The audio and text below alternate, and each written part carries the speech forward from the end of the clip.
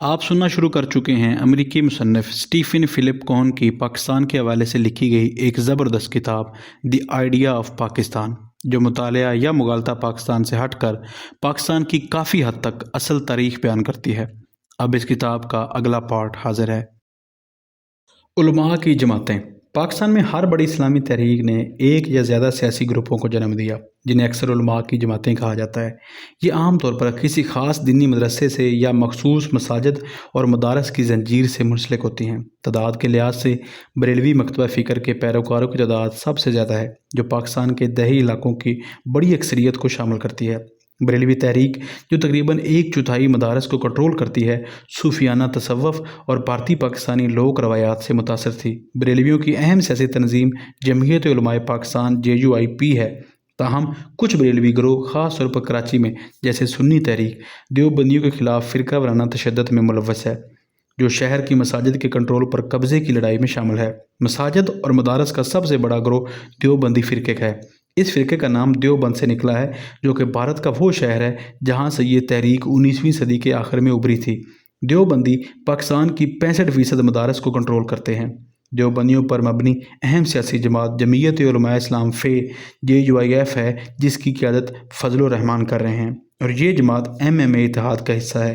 جون 2003 میں فضل الرحمان نے بھارت کا دورہ کیا اور بھارتی وزیر اعظم اٹل بہاری واجپئی سے ملاقات کی اور اعلان کیا کہ کشمیر مسئلے کا حل ممکن ہے اور مطلوب ہے۔ JUI کی سیاسی بنیاد خیبر پختونخوا KP میں ہے، اور اس نے کبھی بھی کشمیر کو اتنی شدت سے محسوس نہیں کیا جتنا افغانستان کی ڈیولپمنٹس کو۔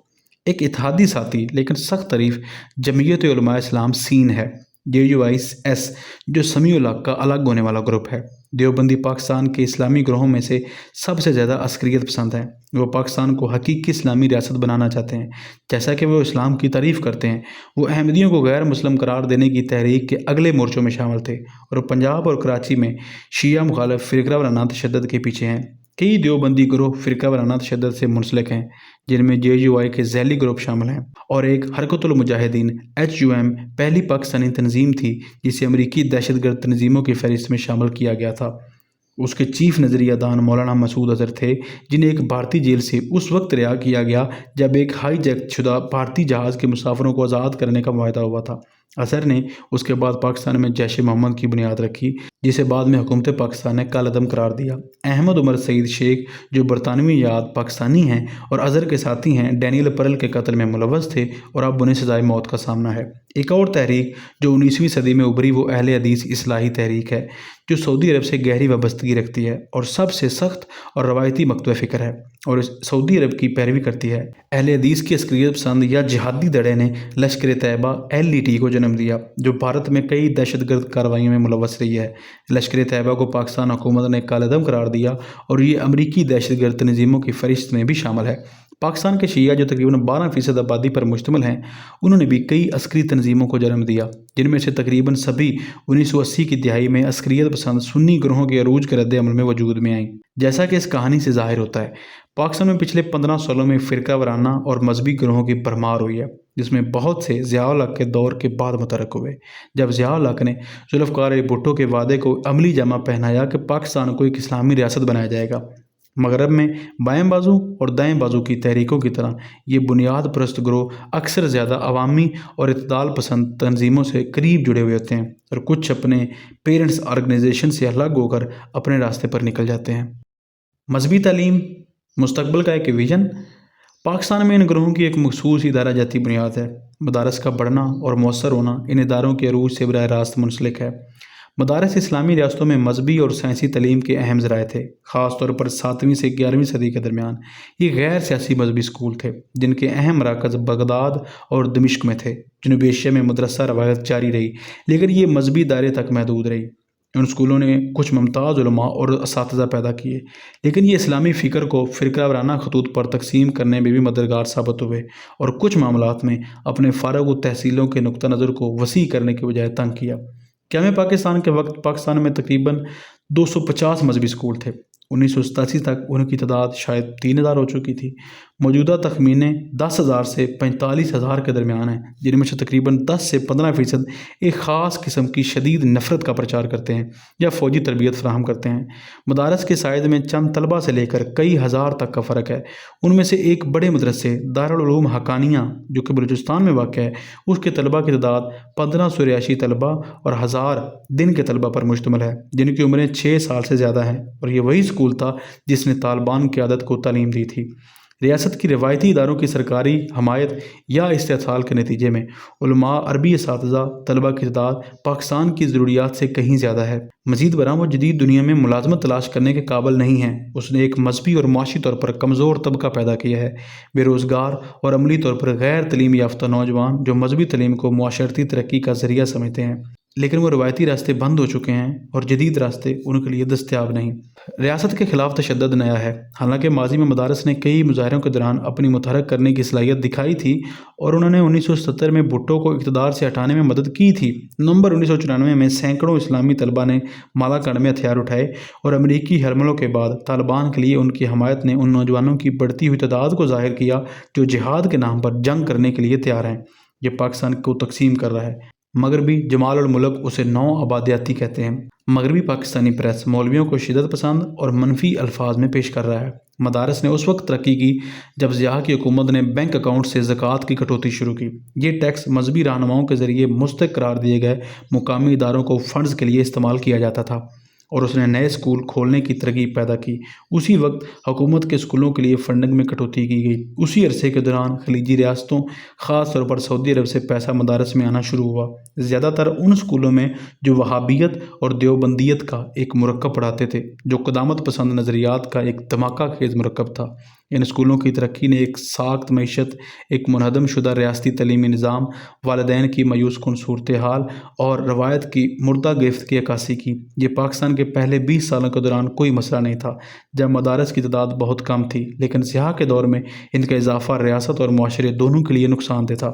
یہاں تک کہ ان کے مدارس کے طلبہ کو مذہبی انتہا پسندی سے متاثر نہیں کیا گیا، تب بھی وہ ریاضی اور سائنس جیسے مضامین میں ناکافی تھے اور انسانی تاریخ کے بنیادی واقعات سے بے خبر تھے۔ مدارس کے بارے میں ایک پاکستانی مطالعہ یہ نتیجہ اخذ کرتا ہے کہ پاکستان کے مختلف قسم کے اسکولوں میں عسکریت پسندی اور ادب برداشت میں نمایاں فرق پایا جاتا ہے۔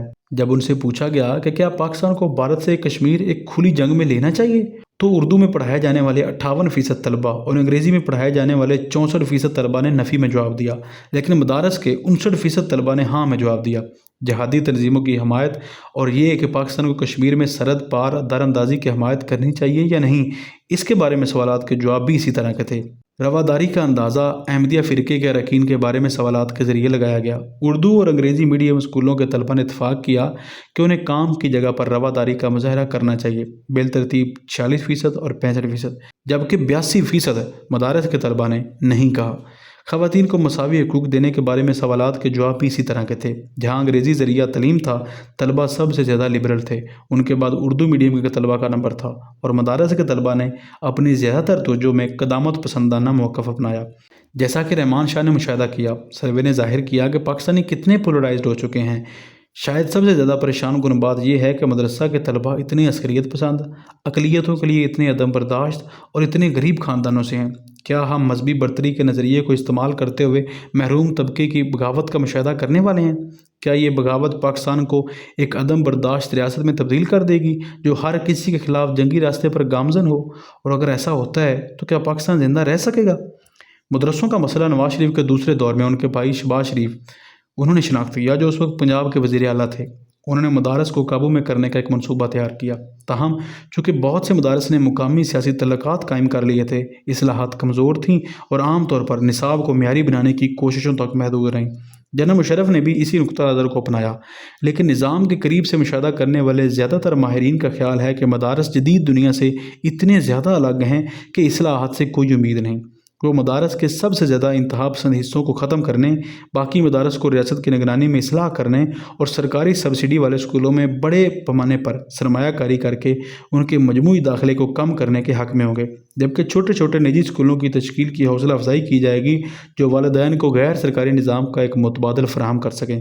تعلیم کے میدان میں اس مقابلے کے ساتھ مدارس کا کردار نمایاں طور پر کم ہو جائے گا اور انہیں پاکستان کی آبادی کے ایک چھوٹے سے طبقے کے لیے مذہبی تعلیم فراہم کرنے تک محدود کر دیا جائے گا۔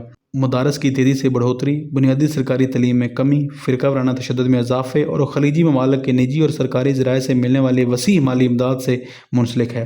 اسلام پسندوں کی نظر میں جدید سیکولر تعلیم دشمن ہے، جس کا مقابلہ پاکستان کے جامع معاشی اور سماجی مسائل کے لیے نظریاتی بنیاد پر حل پیش کر کے کیا جانا چاہیے۔ صرف مستبد اور اعلیٰ طبقے کی جماعت اسلامی تعلیم کو اہمیت دیتی ہے، یہاں تک کہ خواتین کے لیے بھی۔ بنیادی طور پر ان مدرسوں اور ان کی اعلیٰ طبقے کے ہم منصبوں یعنی انگریزی میڈیم نجی اسکولوں کا پھیلاؤ جزوی طور پر آزاد منڈی کا رد عمل تھا، جو پاکستانی ریاست کے تعلیمی مسئلے کو حل کرنے میں ناکامی کی نشاندہی کرتا تھا۔ مدارس نے 9/11 اور افغانستان میں جنگ کے بعد اپنا پروفائل کم رکھا ہے اور کچھ نے اپنا عسکریت پسندانہ نصاب ترک کر دیا ہے، لیکن 2002 تک داخلے میں اضافہ ہو رہا تھا، شاید ان درخواست دہندگان کو شامل کرنے کے لیے جن کی تعداد پہلے ہی بڑھ چکی تھی۔ پاکستان کی حکومت نے اعلان کیا ہے کہ اس نے مدارس کے خطرناک پہلوؤں سے نمٹنے کے لیے متعدد پروگرام متعارف کرائے ہیں۔ ان میں ایک معیاری نصاب تیار کیا ہے جس میں جدید مضامین بھی شامل ہیں۔ یہ دعویٰ کیا ہے کہ اس نے مدارس میں غیر ملکیوں کے داخلے کو محدود کر دیا ہے اور عوامی تعلیم کا پھیلاؤ کا اعلان کیا ہے۔ اب تک ان پروگراموں کا اثر بہت محدود ہے۔ جب رجسٹر کرنے کے لیے کہا گیا تو صرف 1% مدارس نے اس پر عمل کیا۔ حکومت کے پاس اب بھی کل تعداد کا درست اندازہ نہیں ہے، چہ جائے کہ ان کا اثر کیا پڑھایا جا رہا ہے اور کون مدارس میں جاتا ہے۔ فنڈز کی کمی اور مدارس کی شدید مزاحمت کے پیش نظر ایسی اصلاحات علامتی کوششیں ہیں۔ مقامی خود حکومتی نظام کے تحت صوبائی حکام کے پاس ان اصلاحات پر عمل درآمد کرنے کی صلاحیت نہیں ہے، یہاں تک کہ اگر فنڈز دستیاب بھی ہوں۔ ان غیر ملکی سرکاری مدرسوں کے لیے غیر ملکی امدادی پروگراموں کے گرد بھی مسائل ہیں، کیونکہ ان فنڈز کو کہاں اور کیسے خرچ کیا جا رہا ہے اس کی نگرانی کا کوئی مؤثر نظام موجود نہیں ہے۔ خیبر پختونخوا اور بلوچستان میں حکومت کی غیر دلچسپی اور ناقص سیکیورٹی ایک اور رکاوٹ ہے، جس کا مطلب یہ ہے کہ غیر ملکی ڈونرز اس بات کی تصدیق نہیں کر سکتے کہ ان کے فنڈز مناسب طریقے سے خرچ کیے جا رہے ہیں یا نہیں۔ ایک سرکاری اہلکار کے مطابق جو اس مسئلے کا مطالعہ کر چکے ہیں، بہترین اصلاح یہ ہوگی کہ انہیں ختم کر دیا جائے۔ حکومت کی پالیسی مدارس کو جواز فراہم کرتی ہے، لیکن وہ اصلاحاتی پالیسی پر عمل درآمد نہیں کر سکتی۔ ریڈیکل اسلامی گروپوں کا مزاج۔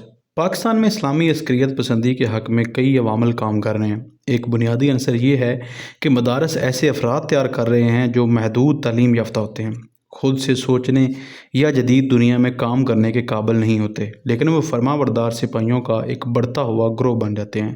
دوسرا یہ کہ مغربی طرز پر تعلیم یافتہ اشرافیہ جو بظاہر جدید اور مغربی تناظر میں کام کرنے کے قابل ہوتے ہیں، ان کے سیاسی نظریات محدود اور غیر پیچیدہ ہوتے ہیں اور ان میں اصلیت کی کمی ہوتی ہے۔ وہ بھی سپاہی ہوتے ہیں۔ سب سے اہم یہ ہے کہ اسلامی نظریہ سازوں کی طرف سے تیار کردہ عسکری نظریہ ہے، جس نے مغرب اور پاکستان میں اس کے حمایتیوں، خاص طور پر اسٹیبلشمنٹ اور غیر عسکریت پسندوں کے خلاف جنگ کا اعلان کر رکھا ہے۔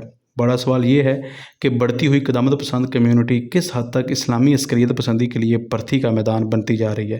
زیادہ سے زیادہ عسکریت پسند اسی کمیونٹی سے آ رہے ہیں، یہاں تک کہ تبلیغی جماعت سے بھی، جو اپنے طور پر مزید سیاسی ہوتی جا رہی ہے۔ 2002 کے انتخابات میں اس نے کھل کر MMA اتحاد کی حمایت کی۔ جہاں تک عسکریت پسندوں کے مقاصد کا تعلق ہے، کچھ کے پاس پاکستان سے متعلق معمولی اہداف ہیں، کچھ فرقہ وارانہ نفرت میں مبتلا ہیں اور کچھ مجرم ہیں جو مذہبی مجاہدین کے روپ میں ہیں۔ جمعیت علماء اسلام JUI کی بنیادی توجہ پاکستان کی حکومت پر ہے، جبکہ خارجہ پالیسی اور اسلامی دنیا، خاص طور پر افغانستان، ایران اور سعودی عرب کے ساتھ تعلقات کو ثانوی حیثیت دی جاتی ہے۔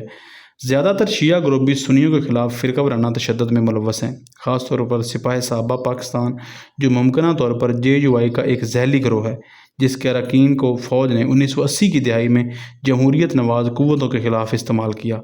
ان گروپوں کی مذہبی بنیادیں انہیں فطرتی طور پر تقسیم کرتی ہیں۔ ان سب میں مذہبی یا دائیں اور بائیں بازو کی انتہا پسند تحریکوں کی طرح ٹوٹنے کا رجحان پایا جاتا ہے۔ یہ گروپ پاکستان کے سیاسی، اقتصادی اور سماجی مسائل کے تجزیے میں بھی ایک دوسرے سے اختلاف رکھتے ہیں۔ خیبر پختونخوا اور شمالی بلوچستان میں یہ گروپ پشتون غصے کے اظہار کا ذریعہ بن گئے ہیں اور انہوں نے روایتی پشتون سیاسی جماعتوں کی جگہ لے لی ہے۔ زیادہ تر انتہا پسند گروپ، بشمول وہ جو واشنگٹن کی طرف سے سوویت افواج کے خلاف جنگ میں مدد یافتہ تھے، بے دھڑک امریکہ مخالف ہیں۔ یہ غالب اسلامی جماعت اسلامی سے اختلاف رکھتے ہیں، جو یہ تسلیم کرتی ہے کہ پاکستان نے اپنے امریکی تعلقات سے فائدہ اٹھایا ہے اور اگر ملک کو ایک ترقی یافتہ اسلامی ریاست کے طور پر ابھرنا ہے تو اسے دنیا کی واحد سپر پاور کے ساتھ کچھ روابط برقرار رکھنے ہوں گے۔ کچھ گروپ وہم کا شکار ہیں اور یقین رکھتے ہیں کہ دہشت گردی امریکی سلطنت کو گرا سکتی ہے اور بھی زیادہ لوگ یہ مانتے ہیں کہ منتخب دہشت گردی کے اعمال بھارت کی ریاست ہونے کی مصنوعی حیثیت کو ظاہر کریں گے کہ بھارت کے مسلمان غصے سے بھرے ہوئے ہیں اور انہیں جہاد کے ذریعے آزاد کرانا چاہیے۔ دیگر اپنے غصے کا رخ پاکستانی ریاست کی طرف موڑنا چاہیں گے، یہ دلیل دیتے ہوئے کہ یہ اب بھی واقعی اسلامی نہیں ہے اور شریعت کو فوری طور پر نافذ کیا جانا چاہیے۔ پاکستان کو اسلام کی ایک خالص شکل کی طرف واپس جانا چاہیے اور اپنے آپ کو مغربی اور ہندو ثقافتی اثرات سے پاک کرنا چاہیے۔ عام طور پر وہ لوگ جو ان خیالات کے حامل ہوتے ہیں دیوبندی ہوتے ہیں، جبکہ شیعہ انتہا پسند زیادہ دفاعی مزاج کے حامل ہوتے ہیں اور اپنے اخلاقی اور شاید مادی حمایت کے لیے ایران کے انتہا پسند عناصر پر انحصار کرتے ہیں۔ تو پھر پاکستان کے عسکریت پسند اسلام پسندوں کے مجموعی مقاصد کیا ہیں؟ کہاں ان کے مقاصد مشترک ہیں اور کہاں ان میں اختلاف ہے؟ پارلیمانی حکمت عملی۔ تاریخی طور پر اسلامی جماعتوں نے انتخابات میں خراب کارکردگی دکھائی ہے۔ 2002 تک کوئی بھی کھلم کھلا اسلامی سیاسی جماعت قومی ووٹ کا 5% سے زیادہ حاصل نہیں کر سکی تھی اور مجموعی طور پر ان کا حصہ تقریباً 9% تھا۔ 1970 کی دہائی میں JUI نے خیبر پختونخوا میں 9 ماہ تک مخلوط حکومت میں حصہ لیا تھا۔ اکتوبر 2002 کے الیکشنز میں MMA اتحاد نے 11% ووٹ حاصل کیے، جس سے اسے 62 نشستیں ملیں یا اسمبلی کی 342 نشستوں میں سے 17%۔ اس سے MMA کو بطور حزب اختلاف کافی اثر و رسوخ حاصل ہوا۔ صوبائی سطح پر اس نے پشتون اکثریتی خیبر پختونخوا میں بہترین کارکردگی کا مظاہرہ کیا، جہاں اس نے 47% سیٹیں جیت کر حکومت بنائی۔ بلوچستان میں MMA مخلوط حکومت کا حصہ ہے۔ نسلی اور ثقافتی عوامل، افغانستان پر امریکی حملہ، پاکستان کے اندر امریکی انٹیلیجنس سروسز کی کارروائیاں اور پاکستان کی حکومت کی خاموش حمایت اور مرکزی ادارے کی جماعتوں کے راستے میں رکھی گئی رکاوٹیں اس غیر متوقع انتخابی کامیابی کے اسباب بنے۔ MMA کی کامیابی ظاہر کرتی ہے کہ عوامی بے چینی، اچھی تنظیم، حکومت کی خاموش حمایت اور مرکزی جماعتوں کی بد انتظامی اسلام پسندوں کو انتخابی کامیابی دلا سکتی ہے، کم از کم ان کم آبادی والے صوبوں میں جو طویل عرصے سے پاکستانی مرکزی دھارے سے باہر ہیں، یعنی خیبر پختونخوا اور بلوچستان۔ تاہم زیادہ تر پاکستانی مبصرین MMA کے 6 جماعتی اتحاد کو مصنوعی سمجھتے ہیں، جو امریکہ مخالف جذبات اور اقتدار کی خواہش پر مبنی ہے۔ 2 نکات جن پر وہ متفق ہیں: جماعت اسلامی اپنے MMA اتحادیوں کے ساتھ صرف اسلامی بیانات کے علاوہ زیادہ اشتراک نہیں رکھتی اور وہ اپنی علیحدہ شناخت اور تنظیم کو اپنے اتحاد کے شراکت داروں سے الگ رکھنا چاہے گی۔ MMA کے ارکان جلد یا بدیر وہ ایک دوسرے پر حملہ کریں گے یا تقسیم ہوں گے، جیسا کہ 2 علماء جماعتیں جمعیت علماء اسلام اور جمعیت علماء پاکستان پہلے ہی شخصیت کی بنیاد پر تقسیم ہو چکی ہیں۔ یہ دیکھنا باقی ہے کہ کیا اقتدار کی خواہش اتحاد کی سالمیت کی قیمت پر انفرادی مقاصد کا پیچھا کرنے کی فطرتی رجحانات پر غالب آ جائے گی؟ ابھی تک MMA نے قابل ذکر ہم آہنگی کا مظاہرہ کیا ہے اور کچھ قریبی مبصرین کے مطابق حتیٰ کہ ISI بھی اتحاد کو کمزور کرنے میں ناکام رہی ہے۔ پاکستان میں اسلام پسندوں کے مستقبل کے بارے میں ایک پاکستانی ماہر کی رائے ترکی، پاکستان اور بحرین میں حالیہ اسلامی کامیابیوں کے تناظر میں یہ تھی کہ ان کی کامیابی کا لازمی مطلب یہ نہیں کہ اسلامی تحریکیں یا اسلامی بنیاد پرست گروپ ریاست پر قبضہ کر لیں گے، اور نہ ہی یہ ممکنہ طور پر کامیاب ہوں گے کہ ان معاشروں کو ڈوگمیٹک اور قدامت پسند اسلامی خطوط پر تبدیل کر سکیں۔ تاہم انہوں نے کچھ پروگراموں کے ساتھ آگے بڑھنے کی کوشش کی۔ 2002-2003 میں MMA کی حکومت نے سرحد میں اسلامی طریقوں کو طالبان جیسے ایجنڈے کے ذریعے جلد نافذ کرنے کی کوشش کی۔ انہوں نے مطالبہ کیا کہ صوبائی بینک سود لینا بند کر دیں، بسوں میں موسیقی پر پابندی لگائی جائے اور ایک وزارت قائم کی جائے جو نیکی کی ترویج کرے۔ یہ سب شریعت کے نفاذ کے نام پر کیا گیا۔ اس عمل میں انہوں نے کئی $100 ملین کی غیر ملکی امداد سے ہاتھ دھو لیا، کیونکہ ان کی کچھ پالیسیوں نے خواتین اور عالمی بینک کے زیر سرپرستی خواتین کے پروگراموں کو متاثر کیا۔ تاہم وہ اپنی اصلاحات کو نافذ کرنے سے روکے گئے ہیں اور اسلامی جماعتوں کے رہنما شکایت کرتے ہیں کہ مرکز انہیں روکتا ہے۔ یہ انہیں اس بات کا بہانہ فراہم کرتا ہے کہ وہ جو یقیناً بہت سے پاکستانیوں کے لیے غیر مقبول اقدامات ہوں گے اور غیر ملکی ڈونرز اور اتحادیوں کو متنفر کریں گے، انہیں نافذ کرنے سے باز رہیں۔ شاید اسلام پسندوں کی سب سے بڑی کمزوری ان کے محدود اور مسخ شدہ بین الاقوامی رابطے، پاکستان کی دنیا میں مقام کی ناقص اسٹریٹجک سمجھ اور جدید سائنس اور معیشت کے بارے میں ان کا محدود علم ہے۔ پاکستان کی بیشتر اسلامی جماعتوں اور گروہوں کے وسیع بین الاقوامی روابط ہیں، لیکن یہ تقریباً ہمیشہ دیگر اسلامی ہم منصبوں کے ساتھ ہوتے ہیں اور جماعت اسلامی کے سوا کسی بھی جماعت نے اسلامی دنیا سے باہر رابطوں اور معلومات تک پہنچنے کی کوشش نہیں کی، یہاں تک کہ جماعت اسلامی کے بھی اس طرح کے رابطوں کی محدود حد ہے اور وہ اقتصادی حقائق کی بہت ناقص سمجھ بوجھ رکھتی ہے۔ جیسے کہ دوسرے سچے ماننے والے وہ ایک مقررہ لائن کی پیروی کرتے ہیں کہ کس طرح اقتصادی جمود، سماجی تشدد، فرقہ واریت اور حتیٰ کہ خارجہ پالیسی جیسے مسائل سے نمٹا جائے۔ یہ ایک بہت ہی مختصر فہرست پر مبنی ہے جس میں نسخے کے رہنما اصول ہیں جن کی کوئی ٹھوس بنیاد نہیں۔ مثال کے طور پر پاکستان کے اقتصادی مسائل کا تجویز کردہ حل یہ ہے کہ شریعت کو نافذ کیا جائے اور سختی سے اسلامی قوانین کی پیروی کی جائے، لیکن جماعت اسلامی کے رہنما کسی ایسی مسلم ریاست کی نشاندہی نہیں کر سکتے جو اس حوالے سے ایک ماڈل فراہم کرتی ہو۔ خارجہ پالیسی کے معاملے میں جیسے فلسطین اسرائیل کے مسئلے پر کوئی سنجیدہ تجزیہ نہیں کیا جاتا۔ ایک حال آئے گا جب عرب ریاستیں متحد ہو جائیں گی اور غیر ملکی طاقتیں نکل آئیں گی اور پھر یہودی امن کے ساتھ رہ سکیں گے، اور جب ان سے پوچھا جاتا ہے کہ کون سی ریاست پاکستان کے لیے ایک ماڈل فراہم کر سکتی ہے تو وہ جاپان کی طرف اشارہ کرتے ہیں، کیونکہ اس نے ایک مخصوص ثقافت کو برقرار رکھتے ہوئے جدیدیت اور خوشحالی حاصل کی۔ اسلام پسندوں کا جدید دنیا کا سطحی علم خاص طور پر سائنس کے میدان میں تشویشناک ہے۔ یہ حیران کن ہے کیونکہ اسلام کا سائنسی مزاج کے ساتھ ابتدائی اور اہم تعلق تھا۔ ان کے پیروکاروں کو سائنس کے بنیادی اصولوں کی تھوڑی سی سمجھ ہے، جیسے کہ متبادل وضاحتوں کی جانچ کرنا اور انہیں رد کرنا، اور شواہد اور ڈیٹا کی منظوری کے لیے سخت معیار کا استعمال کرنا۔ یہ کمی ان کی فوجی حکمت عملی اور جوہری ہتھیاروں کے حوالے سے رویے میں واضح ہے، جو پاکستان کے جوہری پروگرام کی ایک قسم کی پوجا کی طرح ہے۔ اسلام پسندوں کا خارجہ امور کا کنسیپٹ۔ اسلام پسندوں کی خیبر پختونخوا اور بلوچستان میں کامیابی کے اہم اسٹریٹجک نتائج ہیں۔ اگر وہ ایک دوسرے کے ساتھ جڑے رہنے میں کامیاب ہوتے ہیں اور اگر وہ شریعت کے کچھ اجزاء کو ان صوبوں کے قبائلی اور شہری عوام کو الگ کیے بغیر نافذ کرنے میں کامیاب ہوتے ہیں جبکہ امن و امان کو برقرار رکھتے ہیں تو وہ دعویٰ کر سکیں گے کہ ان کا راستہ کامیاب ہے۔ پاکستان کے اسلام پسند جن میں بہت سے اسٹیبلشمنٹ سے وابستہ ہیں، افغانستان اور کشمیر کے معاملے میں غیر ملکی اور داخلی امور میں کوئی فرق نہیں کرتے۔ بھارت کی طرح جس کی تمام پڑوسی ممالک کے ساتھ اہم نسلی اور لسانی مواصلت ہے، پاکستان کے کشمیری، پشتون اور بلوچ اپنے پڑوسی ممالک میں بھی آباد ہیں، یا کشمیر کے معاملے میں یہ ایک ایسا خطہ ہے جو ابھی تک بھارت اور پاکستان کے درمیان متنازع ہے۔ سندھیوں اور پنجابیوں کے بھی سرحد پار تعلقات ہیں، لیکن ان میں مذہبی یا اسلامی جذبات کم ہیں۔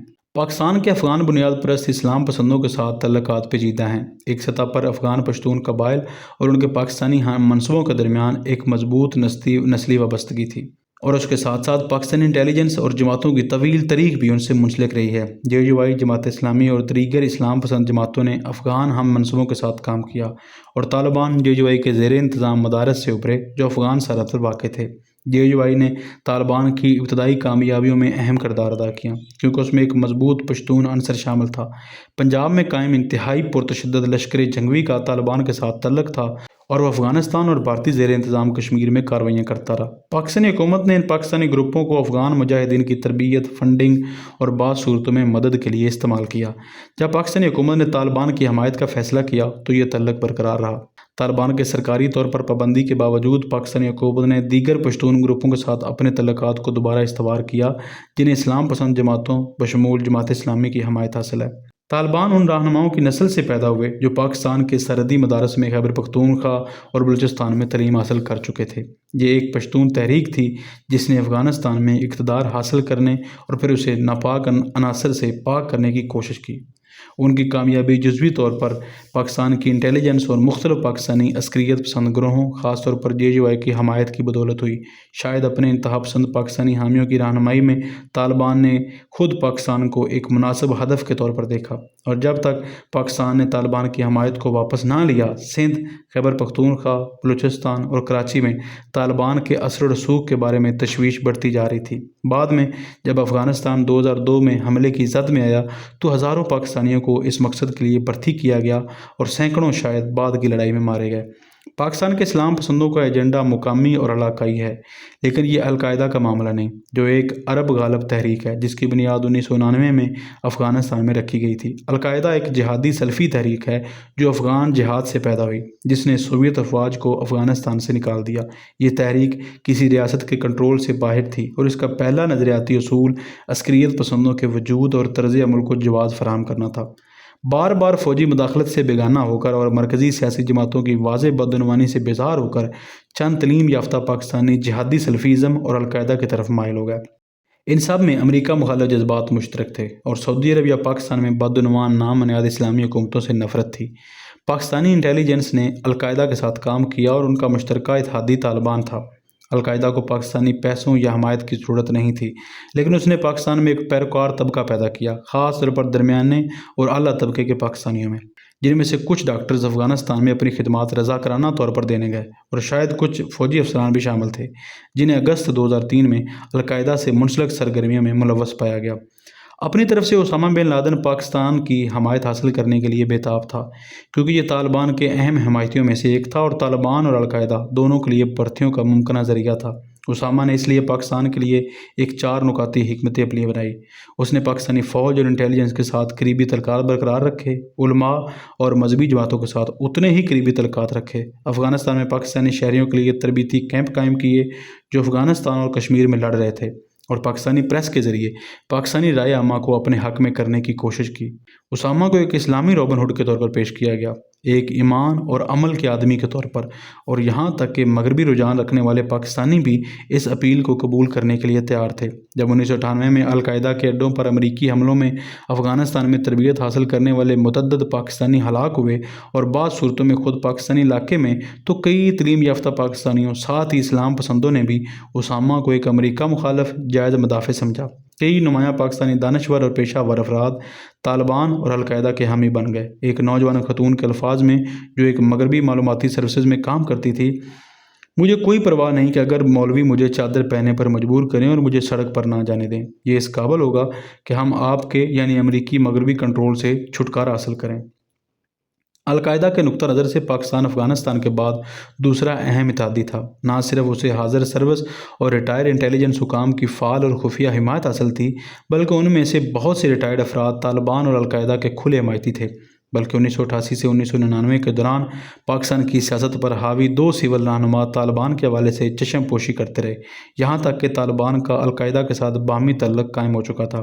پاکستان کے اسلام پسندوں کے ایک تیسرے گروہ، جو صنعتی طور پر ترقی یافتہ ریاستوں میں مقیم ہے، اس کے ساتھ محدود لیکن اہم تعلقات بھی ہیں۔ بڑی تعداد میں تارکین وطن جو خلیج، برطانیہ اور امریکہ میں مقیم ہیں، ذاتی یا کاروباری وجوہات کی بنا پر پاکستان واپس آتے رہتے ہیں، لیکن ان میں سے ایک مخصوص گروہ جو اکثر پاکستانی نژاد ہوتا ہے، پاکستان کے ساتھ ایک خاص وابستگی محسوس کرتا ہے۔ یہ وہ افراد ہیں جو اسلام کی ایک خالص شکل کی تلاش میں ہیں اور اپنے گہرے اعتقادات پر عمل کرنے کے مواقع کی تلاش میں ہیں، چاہے ان کے خیالات بعض اوقات مبہم ہی کیوں نہ ہوں۔ عمر سعید شیخ کا مختصر عرصہ بحیثیت ایک شدت پسند مسلمان اس سلسلے میں اہمیت رکھتا ہے۔ شیخ برطانیہ میں ایک خوشحال برطانوی پاکستانی خاندان میں پیدا ہوا اور لاہور کے ایک ایلیٹ کالج اور لندن اسکول آف اکنامکس میں تعلیم حاصل کی۔ وہ راستے میں اسلامی شدت پسند نظریات کی طرف مائل ہوگا اور جنوبی ایشیا گیا، جہاں اس نے بھارت میں غیر ملکی سیاحوں کے اغوا میں حصہ لیا اور ممکنہ طور پر پاکستان میں ڈیلین پرل کے اغوا اور قتل میں بھی شامل رہا۔ ایسا معلوم ہوتا ہے کہ شیخ ایک سلفی تھا جو اسلام کی ایک سادہ شکل کا پیروکار تھا، جو اکثر نئے ماننے والوں کو اپنی طرف راغب کرتا ہے اور ہر سوال کا ایک جواب فراہم کرتا ہے۔ شیخ کا اسلام کا فہم سطحی تھا، لیکن وہ ناانصافی کے تصور سے شدید متاثر تھا۔ کیا شدت پسند مسلمان کے طور پر اس کا کیریئر بیرون ملک مقیم پاکستانیوں میں ایک رجحان کی نمائندگی کرتا ہے؟ برطانیہ، امریکہ اور دیگر مغربی ممالک زیادہ تعداد میں شدت پسند پیدا نہیں کر سکتے، لیکن وہ چند پختہ نظریاتی کارکن فراہم کر سکتے ہیں، اور 9/11 کے حملہ آور بھی اسی طبقے سے تعلق رکھنے والے غصے سے بھرے ہوئے پیشہ ور اور مغربی انداز کے مسلمان معلوم ہوتے ہیں۔ وہ اس لیے زیادہ تشویش کا باعث ہیں کیونکہ وہ مغربی معاشرے میں بآسانی کام کر سکتے ہیں، لیکن ابھی تک ان کا پاکستان پر کوئی نظامی اثر نہیں ہوا۔